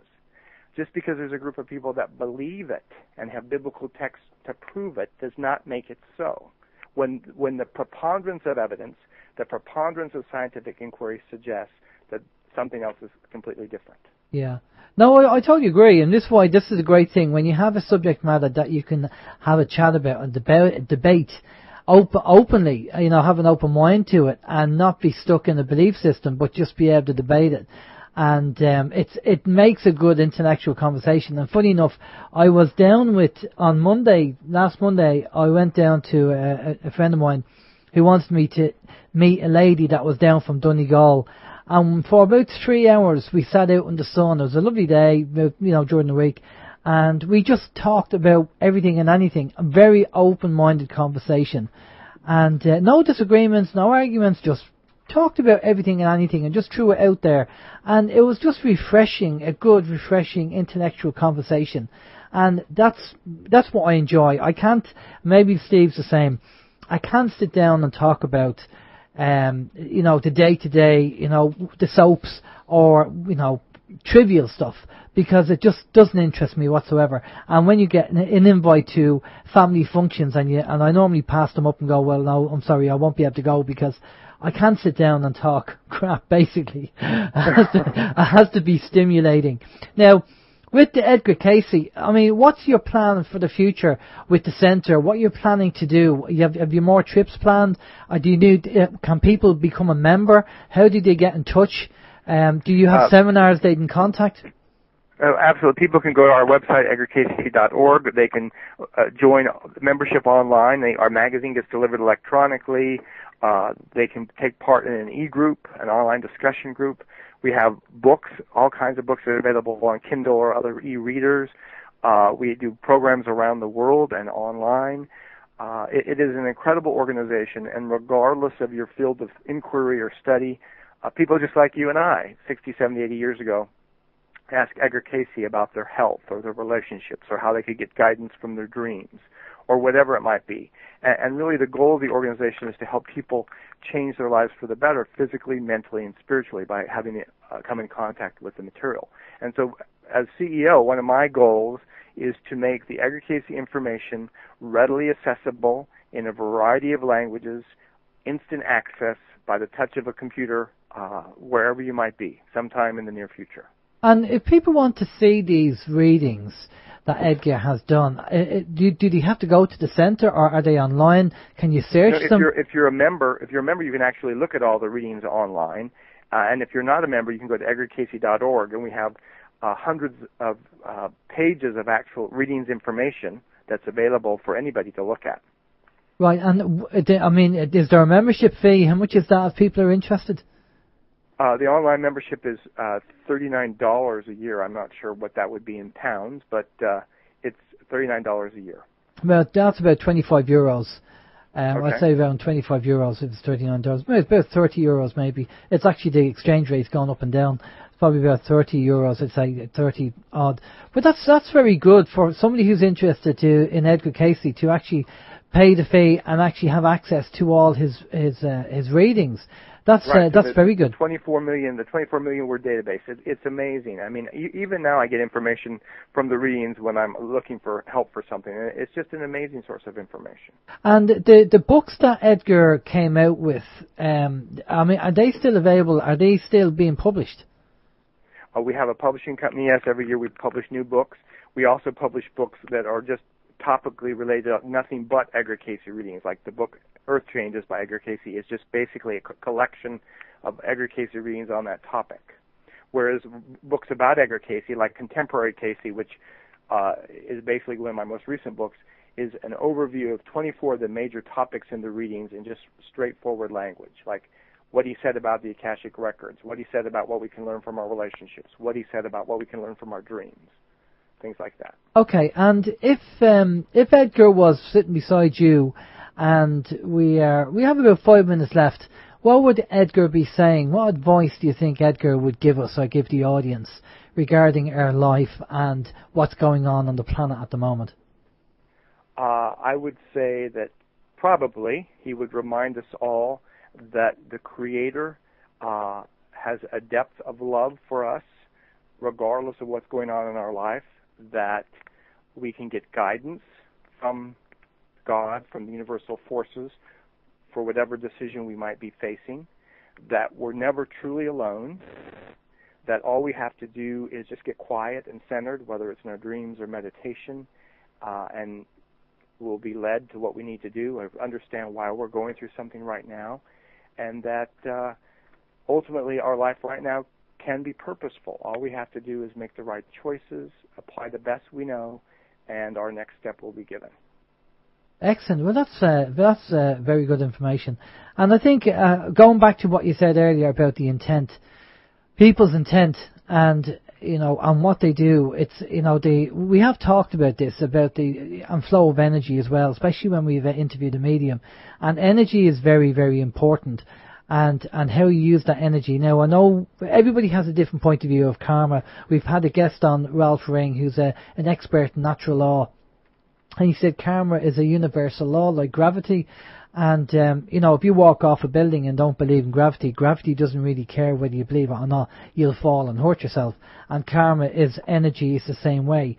And if it's like an energy boomerang, if you put out good energy will come back. It's the law of science, the universal law of karma. Now, obviously Edgar had a different take on that, maybe it's kind of similar in a roundabout way.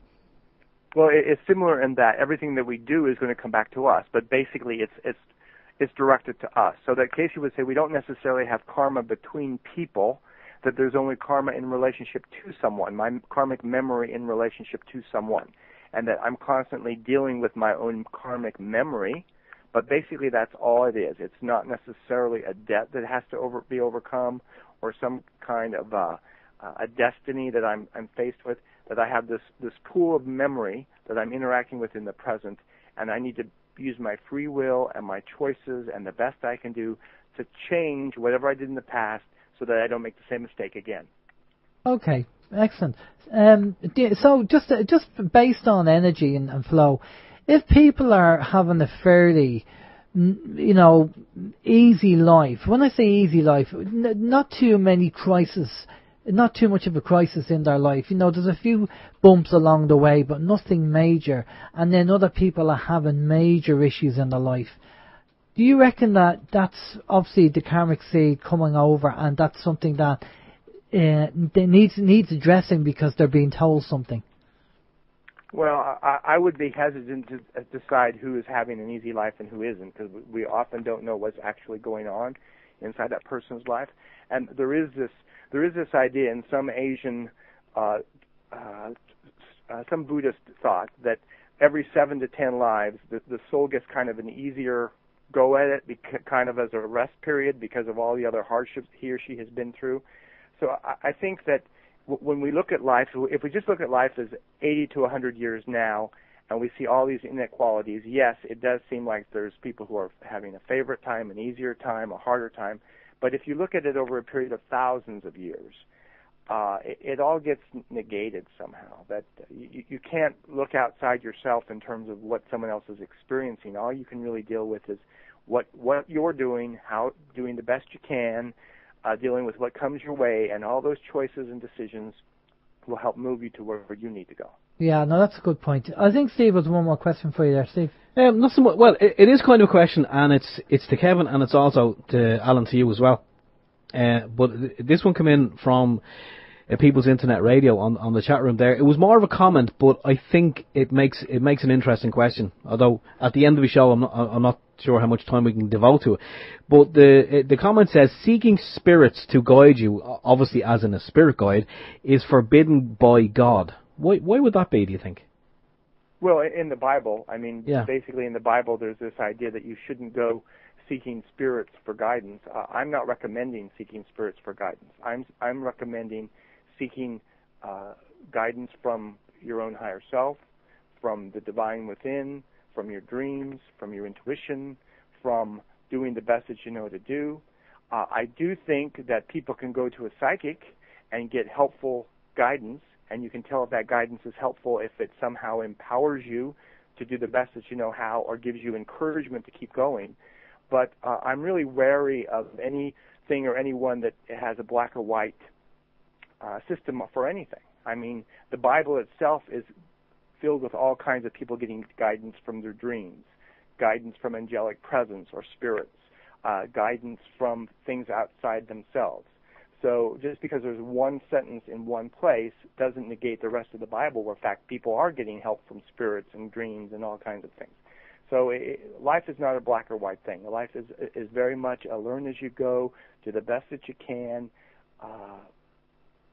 rely on God, and all else will be given.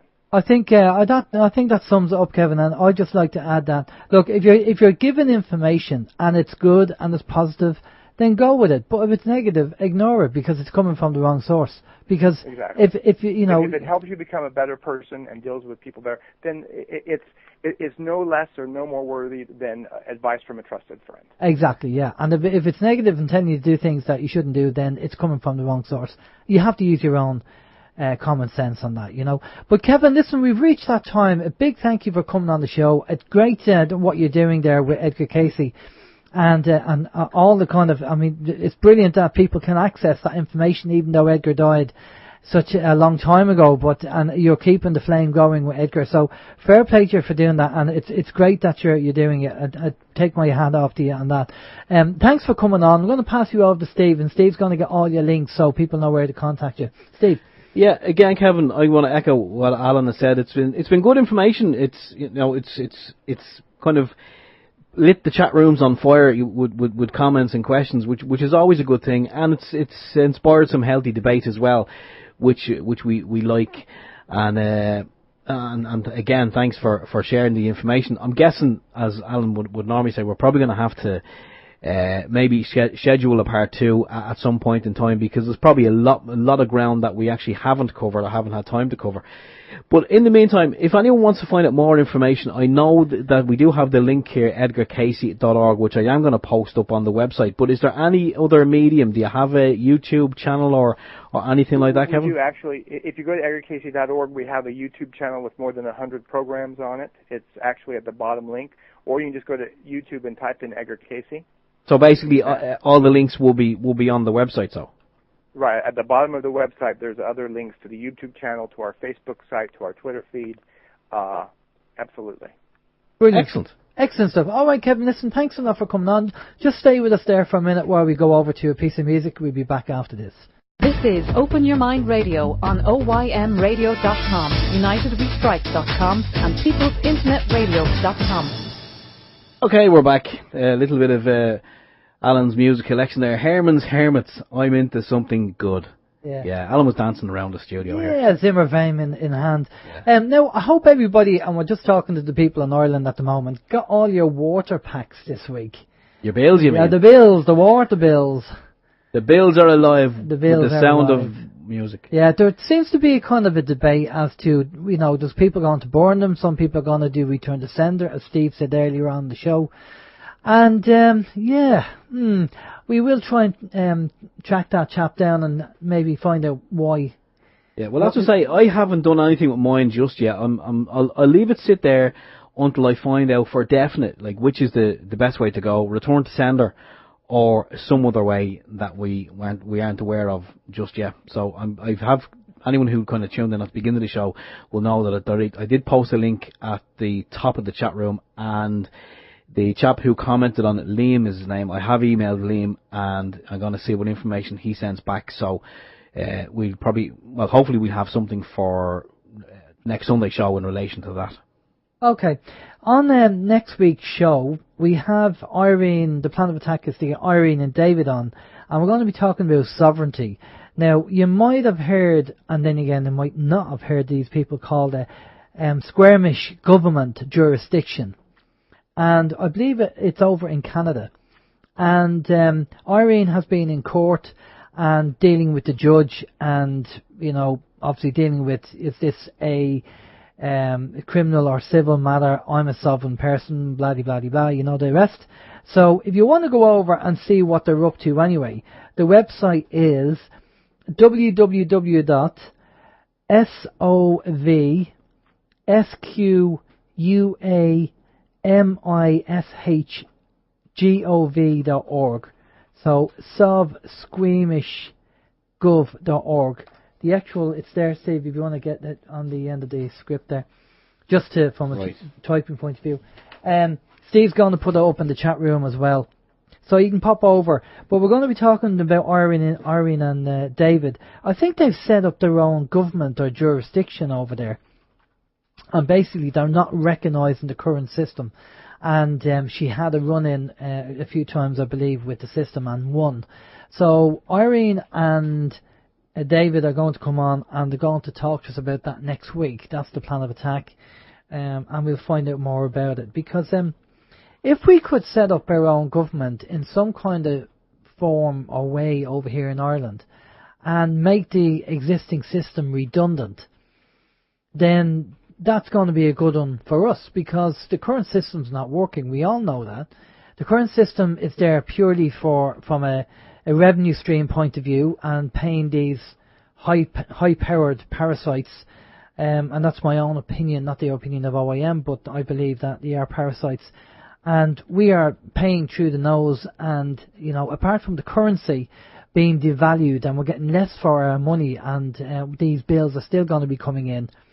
So between the water bills and the property charge and everything else, it's getting ridiculous. It's mad. So if we can get any help for people who've actually gone down the road and done this already, then obviously that, you know, it might be good for the sovereign guys and people who are interested in sovereignty to tune in next week and see, you know, get your take on it. You know, we'll have the chat rooms available. So, you know, have a listen and see what you think, see what David and Irene say, and see is it feasible if we can do it over here, because something has to be done. You know, something has to be done. The way the country is at the moment, it's in an awful state, as we all know. And I take my hat off to all the people who are protesting and doing their bit. I know, you know, some people have ideas regarding protesting, but it's great to see the videos on YouTube and people getting up and doing something. Even if it's only a small protest to 10 people somewhere, it's still great to see, because maybe, you know, the 100 monkey principle will kick in, and then we will just, you know, go over to the far side of the seesaw, and all of a sudden this momentum will kick in and people will jump on the bandwagon. And we don't need to wake everybody up. We just need to wake up to 66%, as I said before in the show. And that's what we need to do. What do you think, Steve? Wake up to 66%? I wish we could wake up to 99%. Well, the 33% are woken up. It's the other 33% are on the fence that we need to wake up. Yeah, well, you know, it's not a bad thing to be sitting on the fence, you know, but don't sit on the fence for too long. I know we always say that at OYM, that we're sitting on the fence, but, you know, we don't sit on the fence all the time. Sometimes we do kind of, when pushed, we will kind of pick either, you know, yay or nay. We're not fence sitting all the time. Anyway. I just want to give a shout out there, if I can, to Wheelin2 on the OYM chat room.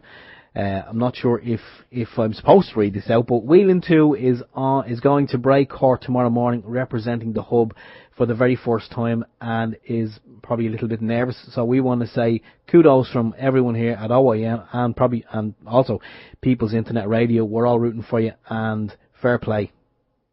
Yeah, okay. Just remember that the National Land League now have an office in Kells, County Meath, and it's going to be open this week, I believe. They were off for the 2 weeks for the school holiday, so we'll be back kicking Wednesday morning 11 till 2 o'clock.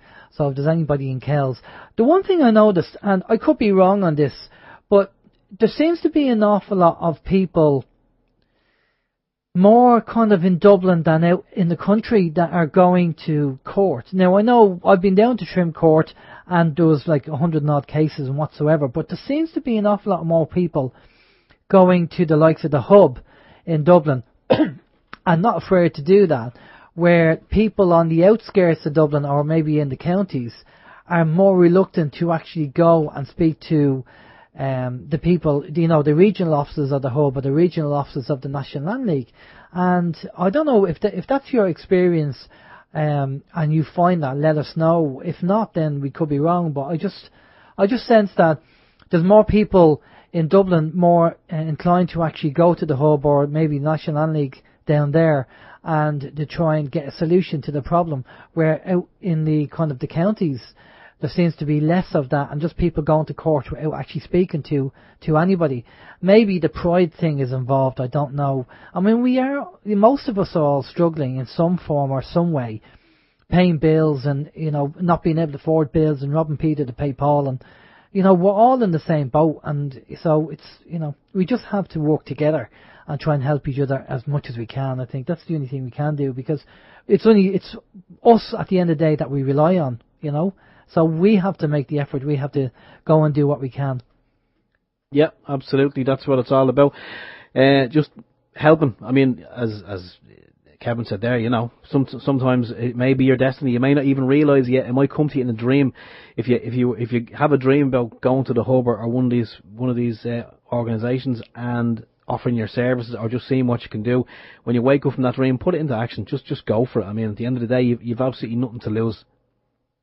Have we anything to lose? No. Just you'll probably lose a couple of hours, but it'll be a couple of hours well spent, because you will learn so much from it. Well, again, consider the time banking idea, because a lot of people are, especially if you're not working and there's no jobs out there, and it's very demoralising and feeling, especially if you're qualified and you have experience and you just can't get a job. So the time banking thing, have a look at that and, think about it, because I'm going to be looking into it during the week. I'm going to see if I can sort something out, because if you can, a lot of people have a lot of time. We don't have a lot of money, but we have a lot of time. Now, the other kind of win-win situation with time banking is the fact that if you're giving your time to help somebody out, then no money is passing over, which means that the government can come after you and look for tax or VAT or whatever, because you're not, you're using your energy, you're not using money. So that's another win. So the government don't get any tax on it. So that's a going to win situation with time banking.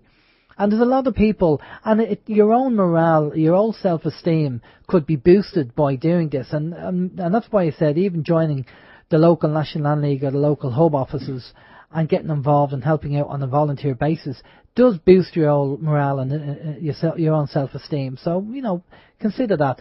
But we're going to have to go. So until next week, and this is Alan James saying have a good week, take it easy, stay safe, and we'll touch base next week. Bye-bye. Okay, and stay tuned if you're listening on the People's Internet Radio stream for Vin. He doesn't have any planned guest at the moment, but it's always good. If you're going to be in the Lucan area around 9 to 10 p.m. tomorrow evening, check out liffeysound.fm or liffeysoundfm.ie. I think it's 96.4 on the dial, or you can check them out on the internet as well. One of our long-time listeners, Mick, he covers the same sort of topics that we do. He will be live between 9 and 10 tomorrow evening. Okay, until next week, we'll say bye-bye and take care. For myself, Stephen George, good evening.